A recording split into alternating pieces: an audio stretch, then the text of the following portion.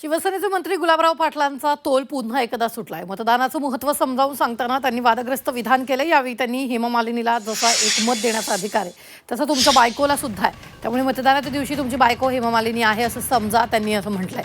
त्यांच्या या विधानामुळे नव्या वादाची शक्यता आहे। दरम्यान याआधीही गुलाबरावांनी रस्त्याबाबत बोलताना हेमा मालिनीच्या गालासारखे रस्ते बनवू असं म्हटलेलं होतं। राजाच्या पोटी आता राजा जन्माला येत नाही। डॉक्टर बाबासाहेब आंबेडकरांनी भिल्लाला सुद्धा एक मत द्यायचा अधिकार दिलाय आणि टाटा बिर्लाला आणि अंबानीला सुद्धा एक मत द्यायचा अधिकार दिलाय। हेमा मालिनीला एक मत द्यायचा अधिकार दिलाय। समाधान महाराज तुमच्या बायकोला सुद्धा एक मत द्यायचा। त्यामुळे मतदानाच्या दिवशी तुमची बायको हेमा मालिनी आहे।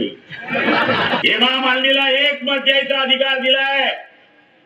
समाधान महाराज तुमच्या बायकोला सुद्धा एक मत द्यायचा। त्यामुळे मतदानाच्या दिवशी तुमची बायको हेमा मालिनी आहे। गुलाबरावजी पाटील साहेब हे ग्रामीण नेते आहेत।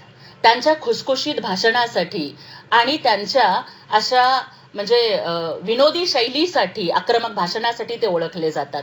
त्यांचा सांगण्याचा मुद्दा एकच होता की या भारतामध्ये गरीब, श्रीमंत, सुंदर, कुरूप, ग्रामीण भागातली महिला, मेट्रो सिटीतली महिला सगळ्यांना मतदानाचा अधिकार आहे। आणि ते जे म्हणतायत की पत्नीलाच हेमा मालिनी समजा, म्हणजे ते सौंदर्य कुठंतरी तुम्ही आपल्या घरातल्या पत्नीमध्ये, बहिणीमध्ये सुद्धा शोधावं।